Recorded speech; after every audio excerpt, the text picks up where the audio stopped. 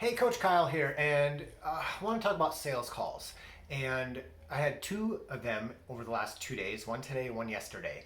And they used to be stressful. I used to worry about them, and like I would just like sweat profusely. And it took a while for me to kind of get my head around a different view of sales calls.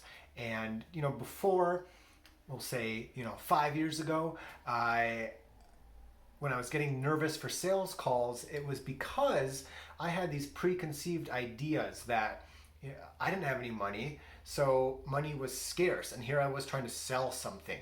Um, but when it came to this idea, that I really struggled with, but I eventually wrapped my head around, was that some people, they don't struggle with money. I was a poor ex-college student starting my own business, no money, couldn't afford a running coach for myself. But most people who are coming to me for run coaching, they have money, they have a disposable income to spend on things like this. And it took me a while to figure that out.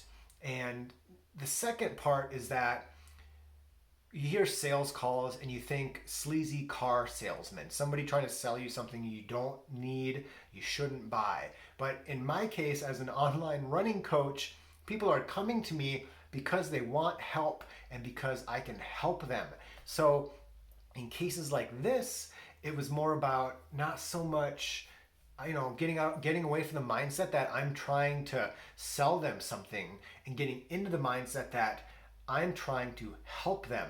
And my job here during this call is to figure out if we're the right fit for each other and get them to sign on. And sometimes I tell people, I don't want you to not sign up now and regret you do. And I don't want to hear from you 3 months from now telling me you wish you would have signed up today, because we get started now, we're going to be in a good position in 3 months, versus if we don't start now, you're going to be keeping on the same way you're keeping on. And these last two people, very different scenarios.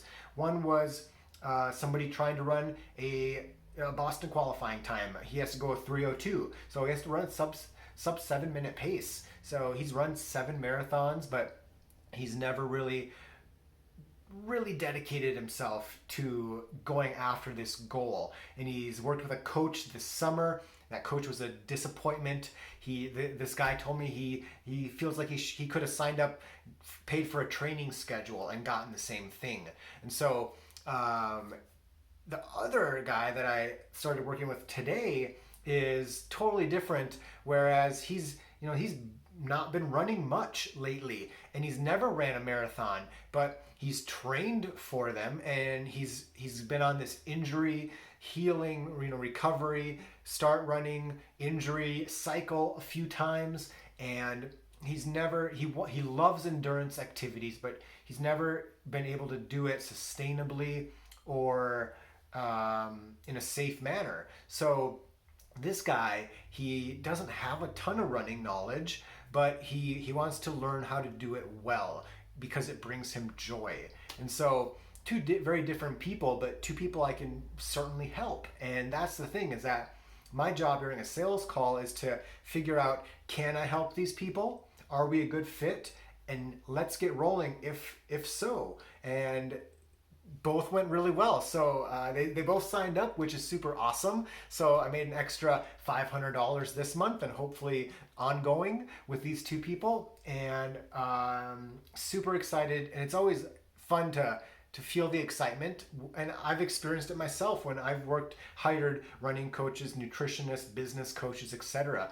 Speaking of business coaches, part of becoming more comfortable with sales calls is that I've hired business coaches, and we've done sales call practice sessions. So I go into a sales call knowing how long it's going to take, what we're going to talk about. I'm going to take control of the conversation and guide us through the appropriate steps into chatting about where they're at, where I think we need to go, what their abilities are, their schedule is, telling them about run coaching and how I interact with my clients.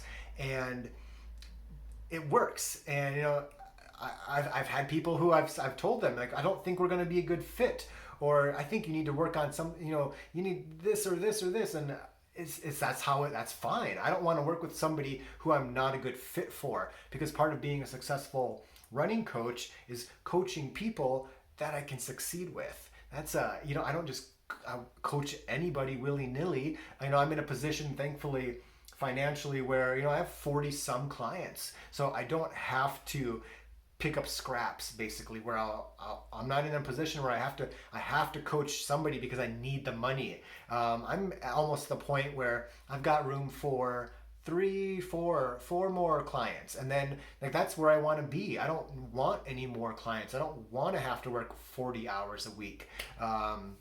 So that's the lesson for today is whatever you're trying to do, if you're ever in a sales position, I'm sure many of you have been in, look at it as an opportunity to help the person, not try to convince them that you need to sell them something, but try to help them and yourself, figure out if it's going to be the right fit and go from there. And my that old mental block that I had, that money is scarce, really hindered me, because I'm charging 4 times now per month what I was 4 or 5 years ago. And I was charging so little because I was a cheap ass and I had no money. I've been on food stamps, and that was a mental block for me in sales calls, because now I'm making almost 6 figures a year, and I have money. We've cut back debt, and with most people who are going to come to me for coaching, they're in some scenario where they either make enough money or they don't have a ton of debt, and so they can afford things like this. And sometimes, often the case is that they don't want the cheapest item. They don't want the $50 monthly run coaching. They want the $250 monthly run coaching.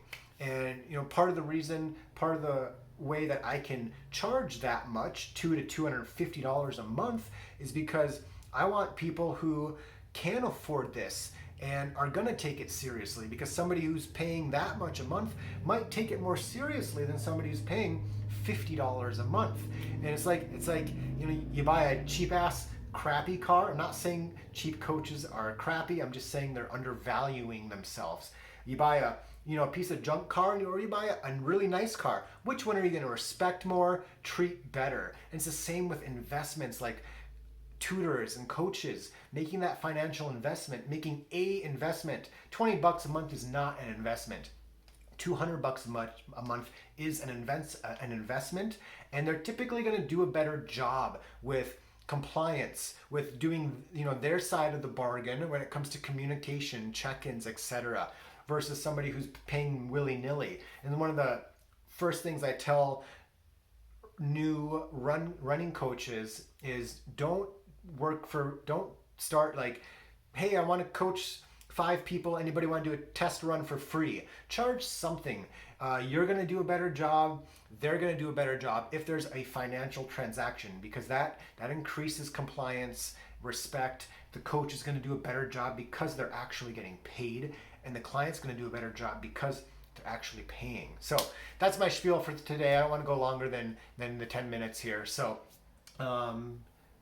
just a little quick lesson that I've learned over the years. So what am I going to do? I'm reheating some veggie burgers in the air fryer, so I'm going to go eat those now. So talk to you later. Thanks for watching. Bye.